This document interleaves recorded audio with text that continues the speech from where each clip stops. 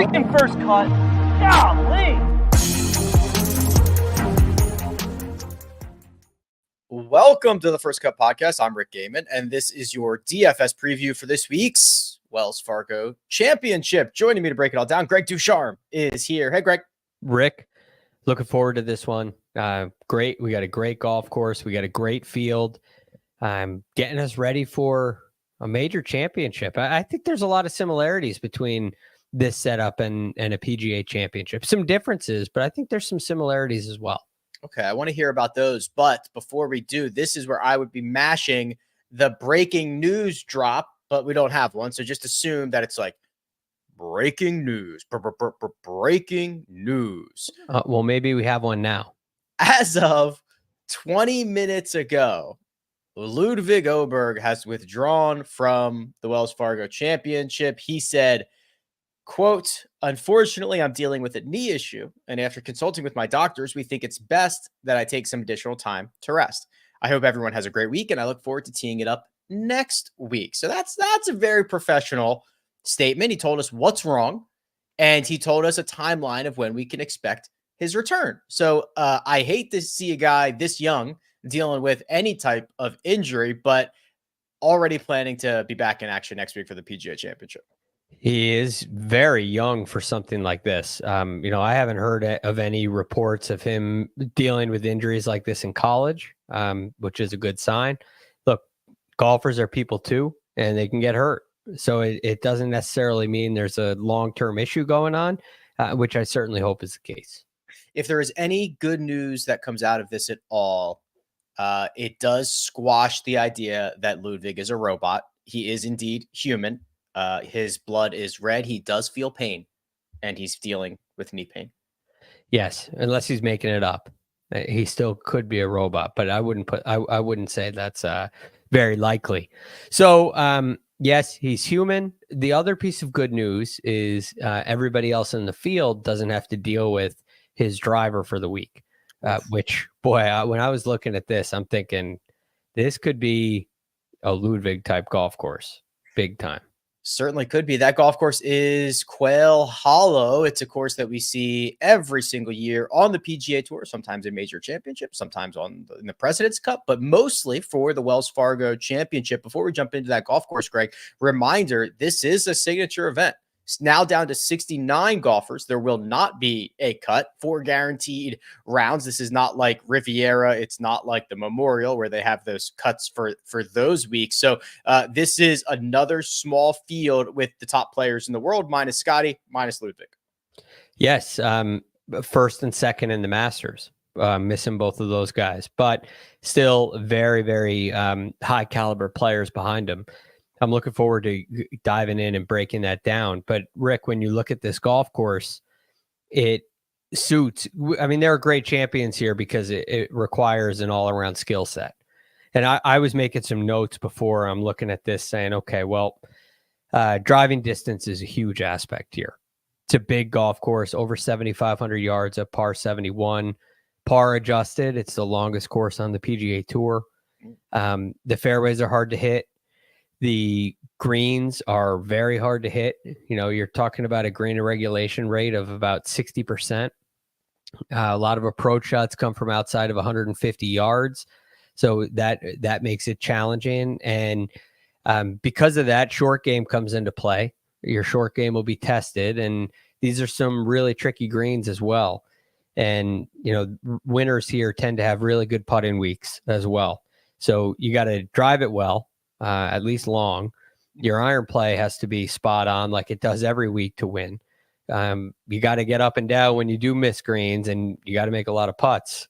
So you got to do everything well here, which is why I think it produces the list of champions that it does. Yeah, that's basically everything. And you're right. It's usually a big boys club when it gets to the Wells Fargo Championship. Josh, if you want to fire up my screen, I've got the scorecard here. And as Greg mentioned, that's a par 71, 75, 58. And the thing about this, and I'll overlay the scoring averages here, Greg, the ebbs and flows of this golf course. You are going to run into some resistance immediately in your round. All holes 1 through 6 have historically played over par. You will get a slight reprieve around the turn. 7 is gettable, 8 is scoreable, 10 is scoreable. Then you will go back 11, 12, 13. Those are all difficult holes. You've got one last crack at birdies on 14 and 15 before you get to the Green Mile, which is a very difficult stretch, one of the most difficult 3-hole stretches that we get on the PGA Tour. That's 16, 17, and 18. So you've got to bob, you've got to weave, you've got to pick your spots, and you've got to just take what this golf course is going to give you. Sometimes it's going to give you bogey, and you got to have the ability to make a bogey and kind of just keep your head down.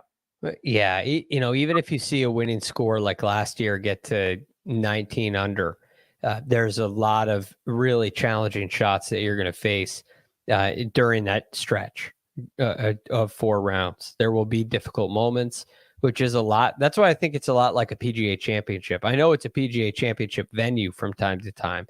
We will not see rough this week like we do when Quail Hollow hosts a PGA.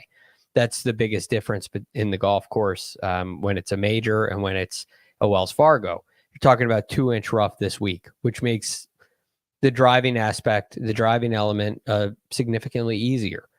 And it enhances the importance of distance, you could argue. Perhaps when the rough's long, it enhances distance as well. But you have to navigate these difficult stretches. You got to handle par 5s. But when you get a wedge in your hand, it's rare, so you got to take advantage. Yeah, absolutely. Take advantage is a really good way to put it. That should be the motto for the week, and maybe exercise a little bit of patience. I can't wait any longer, Greg. I don't have any patience. I want to get to the top of the board. I want to start naming some names and look at this field. But first, we're going to take a quick break and hear a word from our partners. One final stop on the road to London.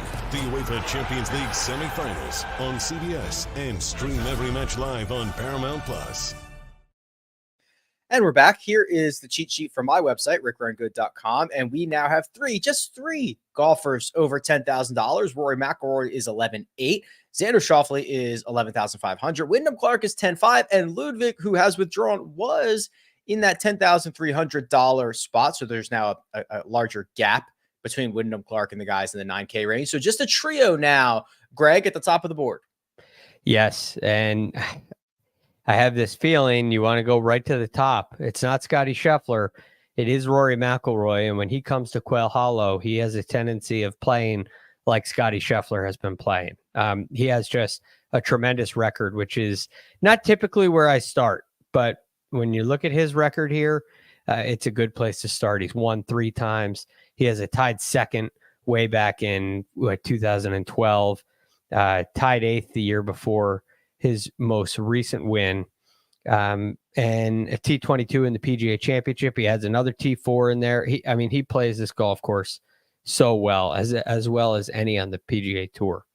I think that has a lot to do with his driving, and he has been driving the ball really well away from Quail Hollow. So I expect that to continue. I love what Rory's doing with the driver. I think the win at the Zurich Classic, even though it's a team event and it's much more lighthearted, I think that's going to have a really positive impact on Rory. And so for those reasons, he's really hard for me to stay away from.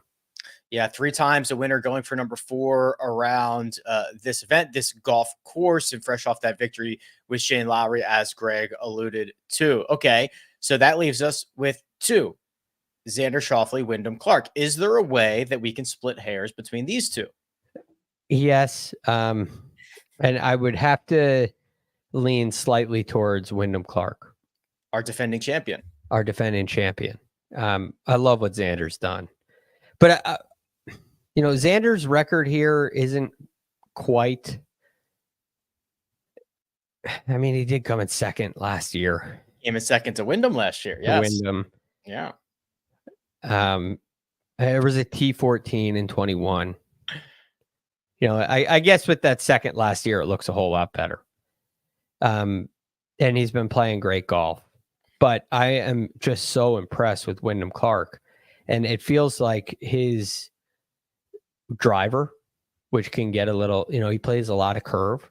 Mm-hmm. It feels like he's got some space out here to really air it out and let it go. And I think that he's the best putter among the top players. Xander's right there with him. So you are still splitting hairs.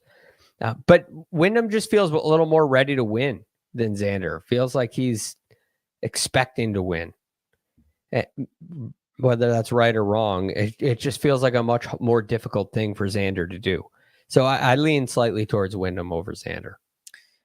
I probably agree with you. The thing that I like about Xander is that he is very well-rounded. He's likely to be in the mix on Sunday. I think his floor is higher than Wyndham's. We've seen Wyndham miss the cut at the Masters, miss the cut at Riviera. Yeah. But the thing I like about Wyndham, a lot of things. You mentioned the driver. I just think it's also just club head speed, the ability to extract it from the rough. He's got a very sharp short game. The other thing is he nearly played himself out of it in Harbor Town in round one, and then he went nuts over the final three. So I think it's pretty easy to see the way that his game is trending right now. And he is $1,000 cheaper than Xander, which could open up some possibilities further down the board. Yes. And we'll see what happens here. I'm wondering if there's a way to get Rory and Wyndham on the same team. Oh, I think that might be a stretch. There's one guy that I think is really mispriced down there. We'll get to him. Yeah, we can get down there. Because I think with this kind of field, there's some good options. So I'm very curious there. I love the 7K range that can open up a lot of opportunity for you. So yeah, I'd probably lean Wyndham. But all the things we say about Wyndham that are so good, I really do think Xander has them too. So I certainly wouldn't, if you were going to fade Rory, I wouldn't criticize you for going Xander. With the Oberg WD, there's now a $700 gap between Wyndham Clark and that 9K range. That 9K range is led off by Patrick Cantlay at 9,800. Tommy Fleetwood sits at 95. Max Homa, he's won this event twice at two separate golf courses, 9,400. Colin Morikawa, 93. Victor Hovland back in action at 9,200. Sahith at 91. And that completes the $9,000 range, Greg. So certainly guys that I'm not super confident about the state of their game. So what do we do here? No, I'm not super confident either, which plays in some part the Rory Wyndham combo possibility. I don't feel like you have to get any of these 9K guys into your lineup. But that being said, going back to Max Homa, who plays really well here, I don't think we've seen anything from him that says there's trouble. Max Homa struggled. He came in tied 55th at the RBC Heritage the week after a very emotional Masters. I totally give him a break for that. And I expect to see Max Homa rebound and play some really good golf. He has become an extremely complete player and a much better player than he was when he won at Quail Hollow in 2019. I mean, he is leaps and bounds ahead of where he was then. So Max would be my favorite play in the 9K range. I think my second favorite, Rick, would probably be Cantlay. I'm a little reluctant there, but I do think his form has turned a corner. Yeah, I mean, he finished T23 at Zurich, which whether he won or missed the cut with Xander, I would throw that result out the window. I don't think it means anything. So it was a third at Harbor Town, a 22nd at the Masters in his two starts prior to that. What I'm very curious about your thoughts on Tommy Fleetwood here, Craig, because he's been very well rounded. The bag has been fairly clean. We saw the run at the Masters. If we're going to forgive Max Homa for a subpar effort the week after the Masters, then we've got to do it for others, including Tommy Fleetwood. And now I look at this profile. I look at his history here, which is a 5th and a 14th, and I start to get pretty excited. So you're expecting fairness. I totally understand it. And I completely agree. I think Max Homa, I would rate Max Homa above Tommy Fleetwood in general, especially because of the ability Max has shown to win when he gets in contention. So would I. Right. That would be the big edge why Homa's above Fleetwood. But Fleetwood has been rock solid. He's been very steady and could be a nice, if you were going to go take a risk, let's say you're going to fade Rory. So Wyndham would be more risky than Xander, in my opinion. even though my preferred play. So if you were going to go with Wyndham, Tommy Fleetwood may be a nice, safer option. A high likelihood of a solid performance, but maybe a little more limited in the possibility that he can win. This section here, 9,300, Colin Morikawa, Victor Hovland, 9,200. Feels like the X Factor spot. You know, this, if either one of these guys contended, I don't think there would be much surprise. If either one of them or both of them missed the cut, I don't know if there'd be a ton of surprise. What do we do here? Except for the fact that there's no cut. Oh, yeah, I guess that would be pretty surprised, wouldn't I? Yeah. I would be very surprised. Yeah, you're right. Okay, so if they both your point is understood. The top 60, I wouldn't be surprised. But, like, what are we supposed to do with these two? Are we going to try to be early? Do we need to see signs of life? What are we doing? What has Victor Hovland been up to? You know, that's a big question, because I think this is a really good golf course for him. But it feels like, listening to him speak at the Masters, watching the performance at the Masters, it seems like there's a lot going on. And I'm very curious how quickly he can kind of unravel that in his mind and perform like the Victor Hovland we know and love. So I'm probably going to wait on Victor. I'll watch very closely. I would love to play him at the PGA Championship. I'm going to need a really good performance this week. With Morikawa, it's felt kind of, while the results have been good, it's felt kind of manufactured. You know, it doesn't feel like. I agree. It's just a strange thing. It's not passing the eye test, Greg. No, and so I don't love it. I don't love either of these guys. That being said, if you play them and they're on the first page of the leaderboard after 2 rounds, you're feeling pretty darn good having them in your lineup. Yeah. Is there, let me ask you this. Is there a big enough leverage opportunity? Do you think people are going to play away from Morikawa and Hovland enough to where that's worth the risk?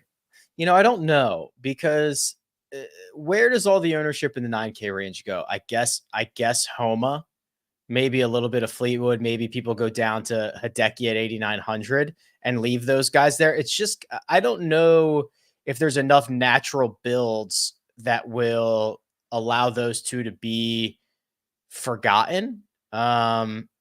Especially because just results wise, if you look at Colin's results, the results are not the end of the world. Yeah. So how many DFS players aren't looking at rickrungood.com? Yeah, I don't know. They're not looking at the red and green squares, and they're seeing, oh, Morikawa's playing well. Well, first off, everybody should be using rickrungood.com. So whoever's not, just absolute silliness. But I think that Victor could be the one that kind of gets left behind. Now, what I want to see is, I want to see 2022 Victor at least, which is great ball striking. And if he's losing around the greens, fine. I can't have both. Let's get back home. Yes. Right. Let's get back home.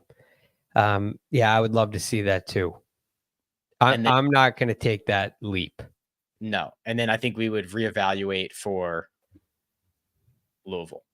Yes. Well done, by the way. Thank you. I think the other reason why I'm happy to leave these guys behind is I think Sahith Theegala could be a fantastic play here as well. Well, first off, is there a course type for him anymore? Because I would argue, I don't think there is. Well, that's probably why, like we've said for a long time, he's kind of hard to figure out. Harbor Town, Players, Bay Hill, Riviera, the Plantation Course, Silverado. That's not one type. No. And for a while, I thought that was a sign of inconsistency. But as I watch him, I think it's actually the other side of the coin. It's a sign of him being just flat out good. And if he plays his game, it works everywhere, which is pretty cool. not a lot of guys. There are a lot of players above him where that's not really the case. Agreed. Probably not a lot of guys. The guys above him are pretty darn good too. But they're in other DFS slates. We've seen that. So I do think this is a good golf course for him. I think it suits his skill sets. But he's kind of getting to that point where you can play him anywhere. And his results have warranted a start this week. There are some very interesting names in the 8K range. We've got to find some value in the 7s and the 6s if we want to get what's the word I'm looking for? If we want to get access, geez, oh man, to Rory McIlroy and Wyndham Clark. We are going to look for those names after a quick word from our partners. And they're starting to get in the groove. So impressive. Block your schedules.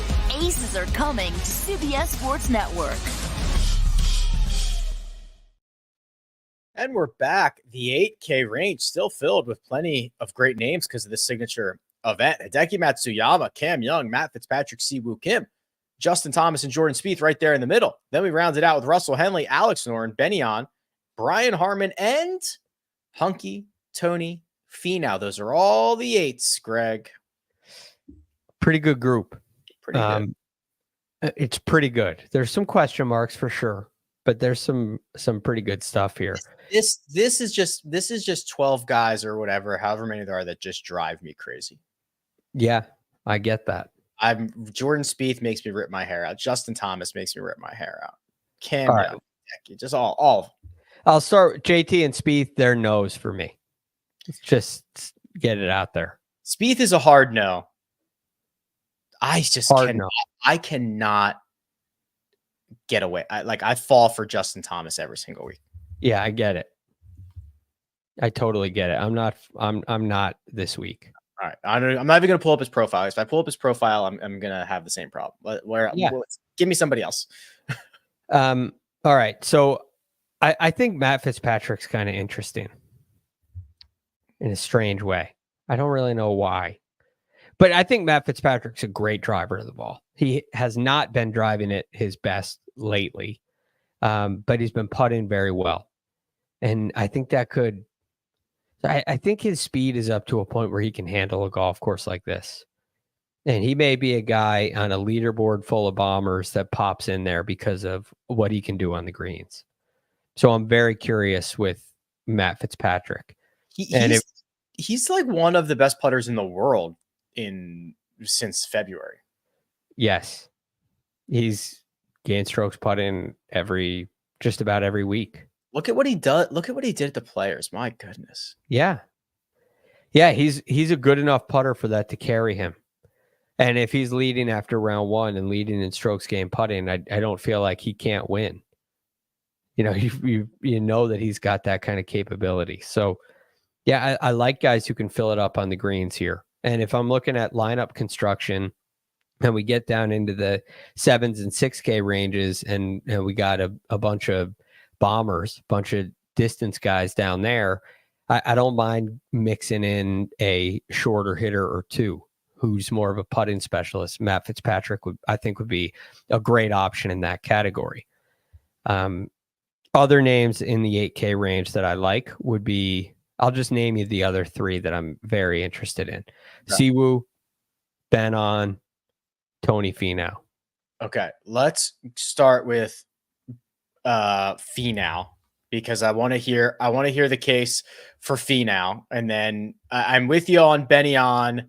I'm probably with you on Siwoo, but let's start with Finau here. This is the one, another guy that drives you crazy. Just is causing more gray hairs each week. Yeah. Well, his record here is kind of so-so. It's average, but I do think that it really allows, just like we said for Wyndham Clark, gives him a little room to hit the ball off the tee, even though the fairways are narrow. I think he's going to be able to air it out with that driver, which seems to only be getting longer.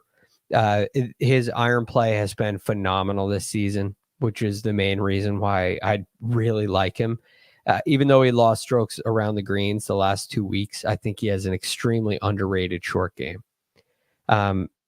And I'm curious about the putter. I'm just so curious. And I've been on this bandwagon for a while, since like Mexico, maybe even before that. I don't even remember. And I still think that it's going to happen. I think something really special is going to happen for Tony Finau, and I don't really want to miss it. So it may be personal, but there are definitely some elements in his ball striking and tee to green acumen that make him playable here. How did he turn into such a bad putter? Well, he goes searching for it, right? He's not a great putter because he's a great ball striker. He goes searching. Next thing you know, you find something that works. It's the toe in the air, and you're like, okay, this is it. And it cools off quickly after the success. Mm-hmm. You stick with it for too long, and now you're back to, building blocks. Yeah. So searching for something else. Searching for something else.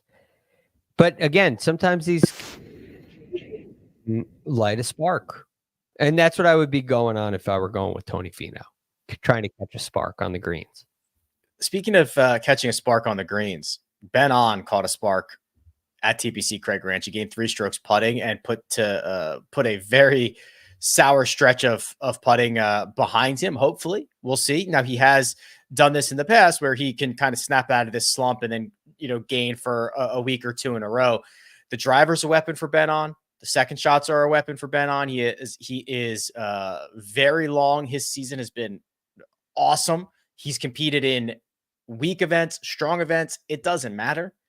Ben On's been like, if there was still a most improved player award, Ben On has my vote. Yeah, Rick. I mean, he was playing on the Corn Ferry Tour 2 years ago. It's unbelievable. It's been great. He's in the top 10 in the FedEx Cup without a win, more than halfway through the season. That's incredible. So I love what he's done, and I think it's the way he's going about it is extremely reliable, extremely reliable, and I do believe there's some win equity there. Right? If you look at this record and there's a win after the CJ Cup, Byron Nelson, would you be surprised at all? No. Like you could write the story of why Ben won the Wells Fargo right now. It might be a good idea for Patrick or Kyle to write their gamer right now. They could do that with Ben on. I would love it if they had to write 2 gamers, one before the week started and then one, and then we would just be able to read them both. Oh, it'd be awesome. So sick.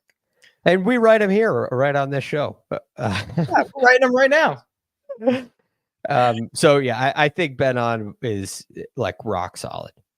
Rock solid and reliable are 2 words that you use to describe Ben On. And you also said a little bit earlier about how, there are some guys that have non-traditional skill sets. It was like Matt Fitzpatrick relying on the putter and things of that nature. Well, here's Alex Noren, who doesn't do anything great, but he does everything very good. And he did it again at Byron Nelson, where he gained over 2 strokes in each of the 4 major categories, something that he is getting very used to doing. His name is on the first or second page of every single leaderboard. This is the best golf he has played in probably years. At least 6 years. Yeah. He works so hard at the game, and it looks like when you watch him, he's got to work really hard to hit the shot he wants to hit, and it's starting to look a whole lot easier. I think the work that he does is getting to a point where he can play golf. And that's why you're seeing such a well-rounded player. And I love what he's done off the tee. He is not long. This would be I don't think I'd put Noren and Fitzpatrick on the same team. It just limits your chances. I don't know how many of these kind of players you're going to have up near the top, but Alex Noren is certainly a viable option. Okay. Anybody else in this 8K range, or should we roll on? One more would be Siwoo Kim. And it's basically everything that we said about Ben On. Maybe he maybe has been better around the greens, which is why he's priced a little higher. But he has been absolutely electric tee to green. Yeah. Electric. Yep. And he went to that left-hand low putting style. I think it's close for him. So do I. I mean, the stat profile is one that's like it's about to snap. Like that's what it feels like. And you mean that in a positive way? 100%. Yeah, I think so too. I mean that he is about to just pop up to the top of the leaderboard. Like that's what this, you cannot be this amazing from tee to green. And we know he is capable of gaining, 2, 3, 4 strokes putting. It's like, it is just going to marry up and it's going to be good. And he won the Players Championship at, what was he, 20? Was he 23 or was he 21? I mean, it's ridiculously young. Yeah. And so that he has the ability to contend and compete. And this is not an $8,600 profile when you look at this statistically. Even when you look at the results, it's been amazingly consistent. So yeah, I think Siwoo, Ben On are as reliable as it gets in the 8K range. The sevens start with Sung Jae Im, who withdrew last week before the start of the Byron Nelson. Will Zalatoris, both of those are 7,900. Corey Connors, Jason Day, Adam Scott. The middle of the range, I'm skipping guys here. We'll get you Steven Yeager, Shane Lowry. The bottom of the range will get you Tom Kim, JT Poston, maybe a little bit of Adam Schenk. So, Greg, how do you want to spend your funds here? Well, first of all, this is just a general rule of thumb. I'm going to play Will Zalatoris. That's the rule. This is a major championship venue. Yeah. And major championship venues, at least those in the U.S., I play Will Zalatoris. Every time I do that, it works. The cheapest he's been definitely since the comeback, right? Like since he came back and he's played well since then. It is very rare. I'm scrolling. It is very, very rare to get a $7,900 Will Zalatoris. And that should be taken advantage of. I know there's the back issue, and that's concerning for me too. But I have a sense that not playing last week had a lot to do with the schedule. And it may have been more soreness than injury. And for that reason, I think there's a very realistic chance that was no big deal. There's a chance that it's a huge deal, right? But that's the risk we run here. But I think the price doesn't reflect the possibility that this was a little tight. I'll take a week off so I don't have to play 5 weeks in a row, including a major at the end of it. So this is a major championship venue with Will Zalatoris at 7,900. It feels like stealing. And I'm going to go ahead and walk right into that trap if it is one. And I'm not going to look back. I also think there's a ton of viable options in this range. Yeah, I think there are too, especially down towards the bottom. But before we get there, Zalatoris is 7,900 as discussed. If you liked Sung Jae Im last week, and you just got from what we understand, he just a little illness, maybe a little under the weather. I guess I got to go back to him this week. Yeah. We just learned nothing that should change my mind negatively. No, I don't know. I wasn't really on him last week. Yeah, well then you should stay away. Basically, whatever you thought last week should be your same thought this week. All right, good. So I'm staying away. Okay. I'm not sold on the Sung Jae yet. Are you sold on BB Go yet? After all those commercials, BB Can't get it out of my head. So good. It was just starting to get out of my head until you brought me up. Sorry about that. It's amazingly catchy. It's amazingly catchy. I like the dance. I've been working on it, and the food is actually pretty good. I had it before. It's like legit. So all right, good. That's good to hear. I would try it. I love that kind of food. Yeah. All right, where else we going? Okay. So Will Zalatoris is a must. I think Akshay Bhatia sitting here. Oh, interesting. Well, there are two guys at 7,500. Both of them. Akshay Bhatia and Steven Yeager, I love. Yeah, I knew we were going to get to Yeager, so let's start with Akshay. All right, so starting with Akshay. T18 at the RBC Heritage. look at what he did with the driver before the RBC Heritage. Yeah. I mean, you got to go back to the Shriners in the fall to find him losing 0.03 strokes off the tee. And what's before so nice, that, you got to go back to Wells Fargo from last year.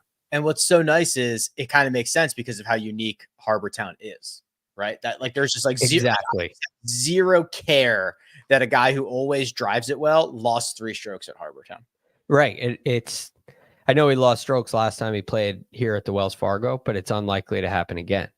So I'm all in on that. I think what he's done with his iron play, like the one place since February that he lost strokes approaching the green was at the Masters. And as a rookie, I know that what Ludvig Aberg did was amazing, but it's very understandable for a great ball striker to go to Augusta National and struggle on those approach shots. So no fault there. So you look at what he's done with the putter. You're talking about, Rick, 5 events in a row he's gained strokes putting. Yep. This guy is checking every box for me. And I think he's a must play. Yeah, that's interesting. He wasn't really on my radar.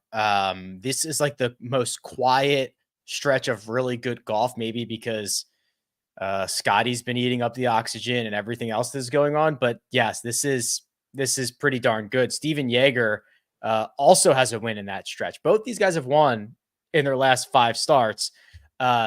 We talk about Steven Jaeger basically every single week, Greg, and I continue to be as excited this week as I was last week, the week before that.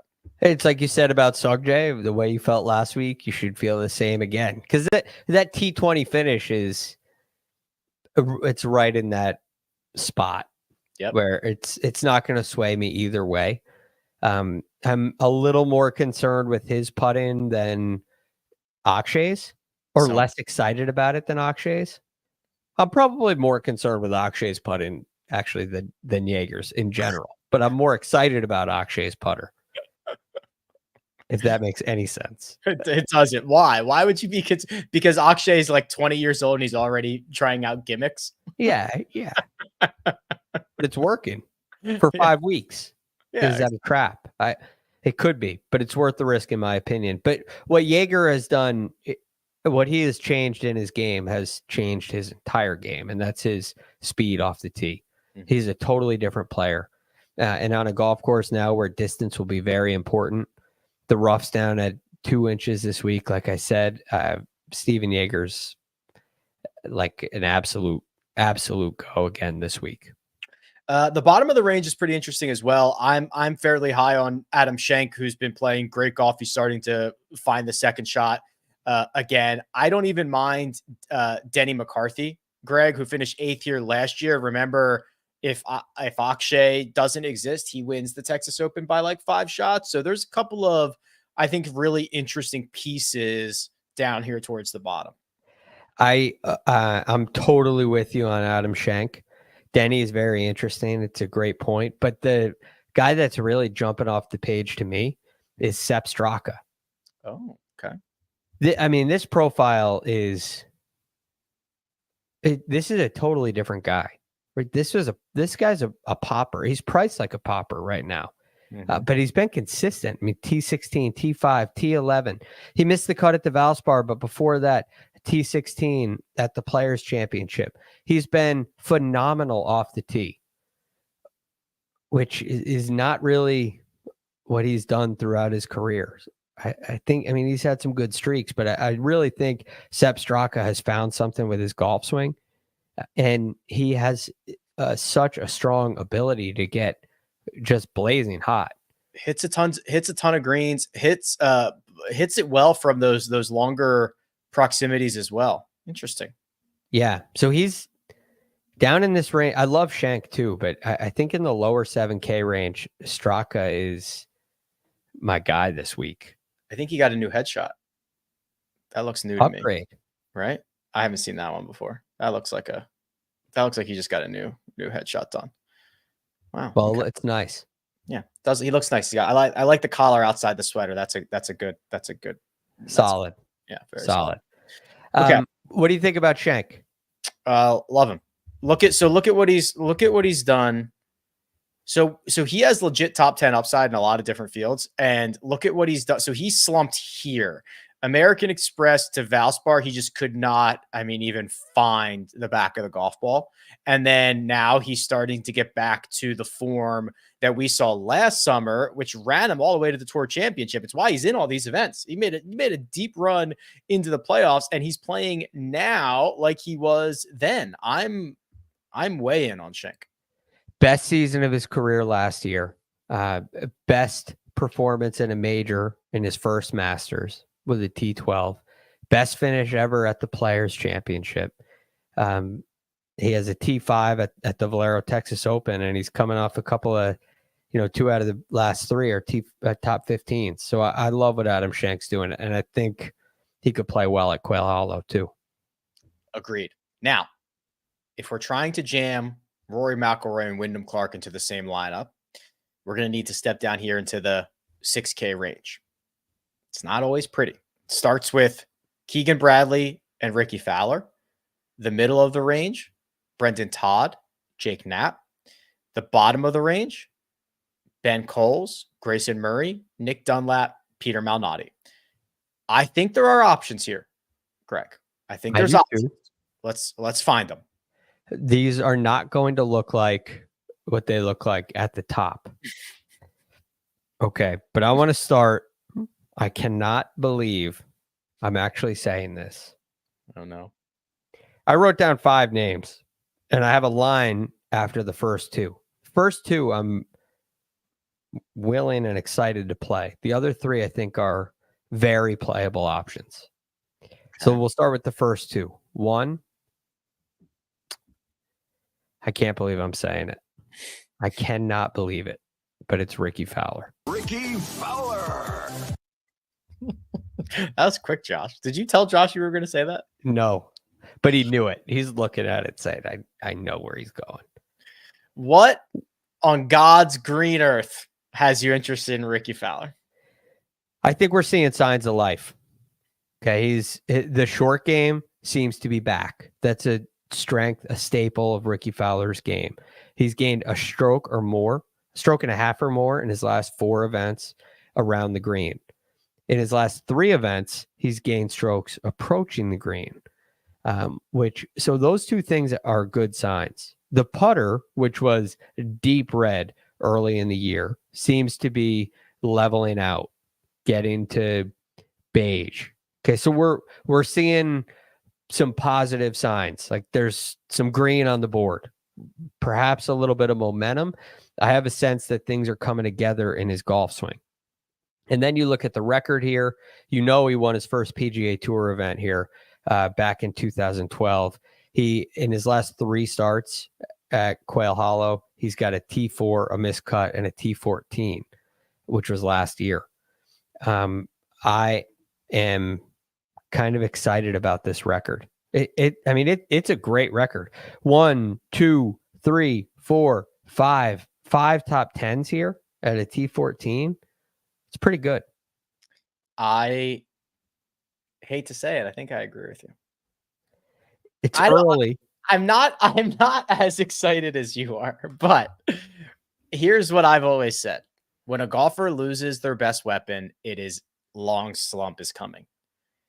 Rickie lost the putter. I would argue the putter is back. Okay. 1, 2, 4, 5 out of 7 he's gained with the putter. Okay. That's fine. I'm happy with that.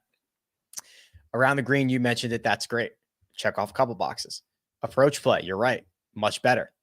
The history here. Great. Okay. No pressure. Not 4 guaranteed rounds. Okay. I can absolutely get here on Rickie. Yeah. And he's 6,900, right? We're not asking a whole lot. No, we're not. Now you probably need 1 or 2 additional 6K guys if you're in the Wyndham Clark, Rory McIlroy stack. So we're going to need more than just Rickie Fowler at 6,900. Okay. As much as I love it. The next place I would go is Cameron Davis. 6,400. 6,400, which I think helps you with your salary. And I think there's very high upside. I'm worried about the floor, which is why he's 6,400, but he's gained strokes off the tee in his last 3, approaching the green in 2 out of his last 3, 2 out of his last 3 on the greens. I kind of like this combo: T12 at the Masters, T21 in Houston, T49 at the RBC Heritage, which was a little bit disappointing, especially on the greens. But I think Quail Hollow could kind of suit his game. Best finish here is at T26 in 2021.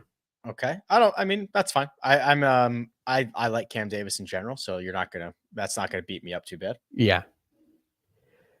Yeah. It's, again, it's not as much of a hot streak as it is a kind of course fit, play. Right, let me try a couple here. Yeah. This one, okay. I'll get to the one that I'm embarrassed about saying in a second. I'm not super embarrassed about saying Austin Eckroat, who after the win has just continued to play great golf, and he's piling up good finishes. He's a great ball striker, and then he putted well at Harbor Town. We didn't see what he did at Zurich, and I don't really care what he did at Zurich, but he finished T11 with his partner. So I'll just that one's interesting to me.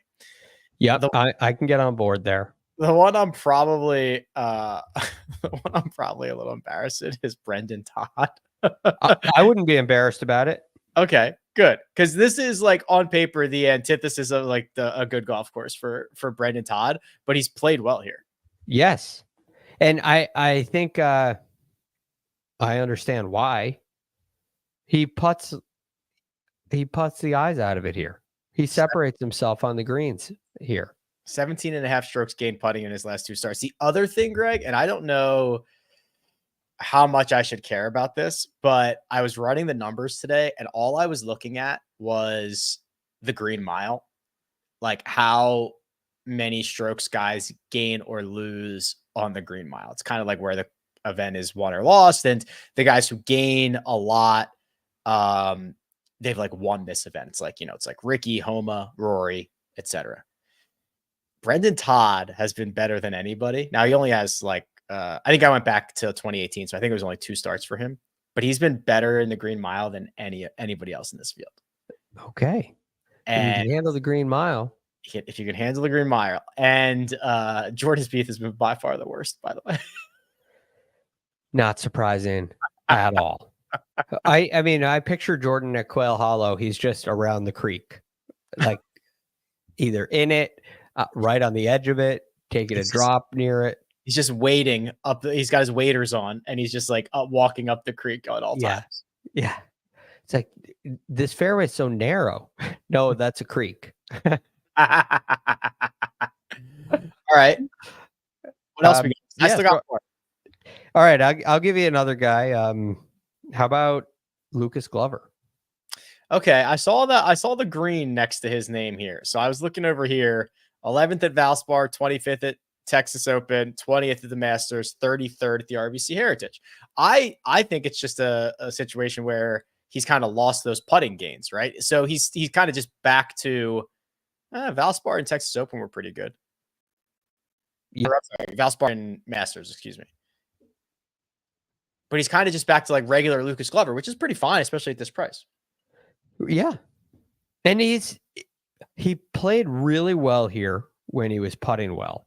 At least putting well. He putted well here. He won this event in 2011.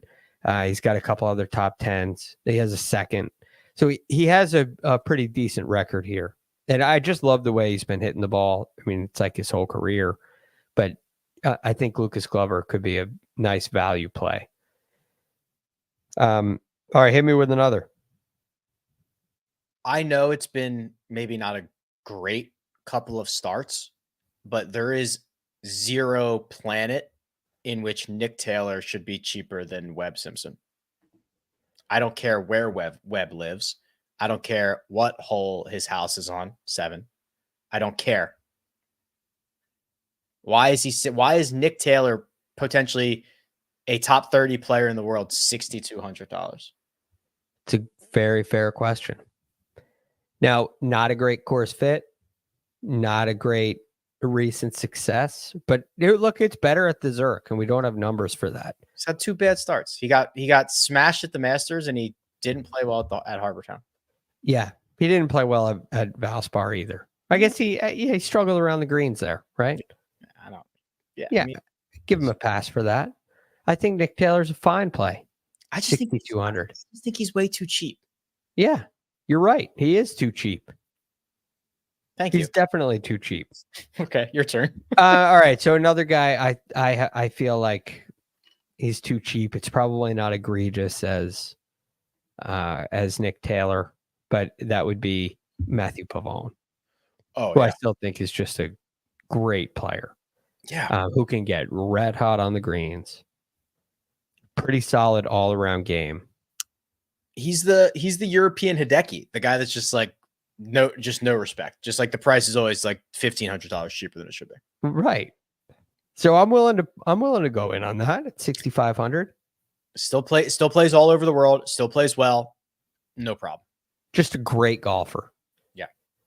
And this golf course suits that.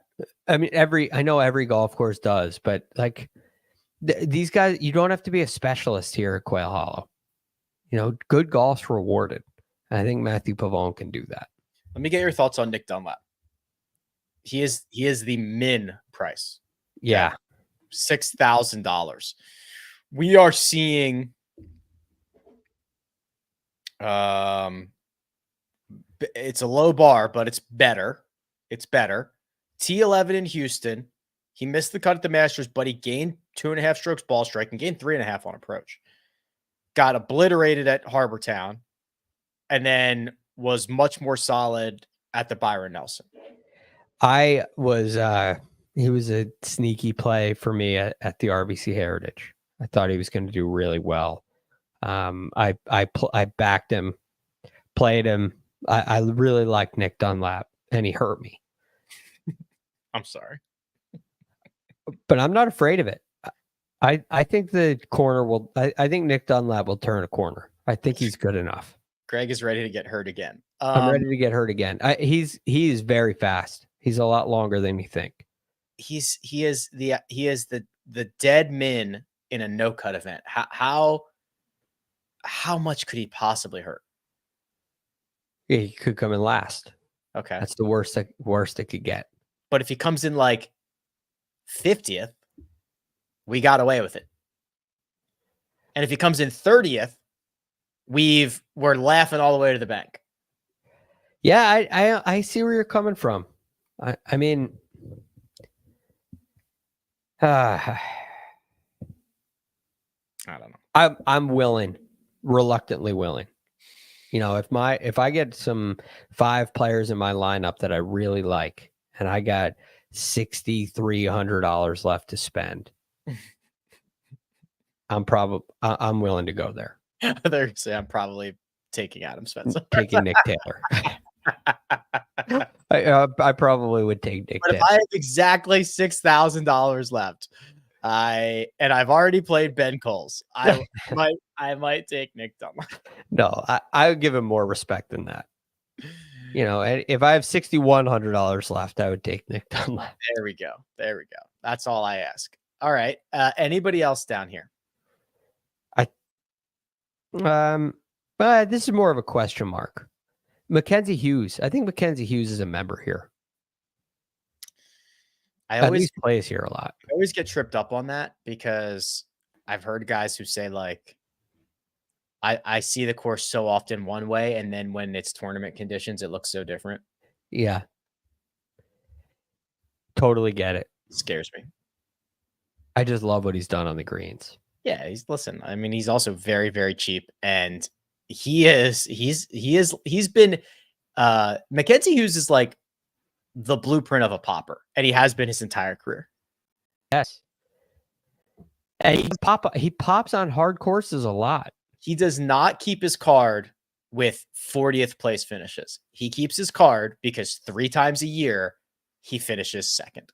Yep. He's got a chance to win, which I love. Yeah. That's if I was going to be a card keeper, I'd want it to be that way. You know? Yeah, of course. You get a chance to win. He plays in final groups on Sunday. And then he does it. And then when it's a bad week, he gets to go home early. Yeah. He doesn't Or not. I mean, he hasn't missed a cut all year. I know. Mexico. He missed a cut in Mexico. He's actually been better than I'm giving him credit for. He's been very good. Yeah. Okay. I think I like that. Yeah, I'd be willing. Well, we got to get our one and done selections in. Not now. We just got to get them in before Tuesday's show. And it's a big boy. $20 million. No Scotty, no Ludvig. What are you going to do? Oh, I know where I'm going. You do? Wow. Okay. Yeah. It's actually already submitted. Really? Yeah, I did it today. Partly because I'm confident in it. Also partly because tomorrow's just going to be a wild day for me. I do not want to miss it. So I put it in before this show, and I'm very confident in it. Wow. Okay. I'm excited to see what it is. Now, also breaking news, Tuesday's show will be 15 minutes earlier. We are adjusting a little bit of the timing. We got some things we got to move around, but we are going to go at, God, what time is that, Josh? 4:45. 4:45. Thank you. PM Eastern time. I knew it wasn't 1:45. That's my time. 4:45 PM Eastern time will be the mega preview pod. And then Thursday, Friday, Saturday, Sunday, recap episodes. Then PGA Championship is like the full schedule where you get shows on CBS Sports Network, where we got stuff from on the ground. The whole shebang. We're running the gamut. We'll be talking golf all week. And you'll be there again, right? This is the typical shebang. Shebang. All right. I love it. I can't wait. The PGA Championship is an awesome tournament every year. It's had the best finishes for like the last 5 years. Every year. I mean, it's a hard golf course, and it's hard for the right reasons. It's like the fourth major, which you're talking about the fourth best golf tournament in the world, and it is so underrated. It's the only way I can put it. It's underrated, and it's the fourth best tournament in the world. You know who's not underrated? Greg DuCharme. You can find him on Twitter at TheRealGFD. Producer Josh does all the hard work behind the scenes. Producer Josh here on a Monday. That doesn't usually happen, but hey, things are brewing. Thanks, Josh. You can find me at Rick Run Good. This has been The First Cut. We'll catch you next time.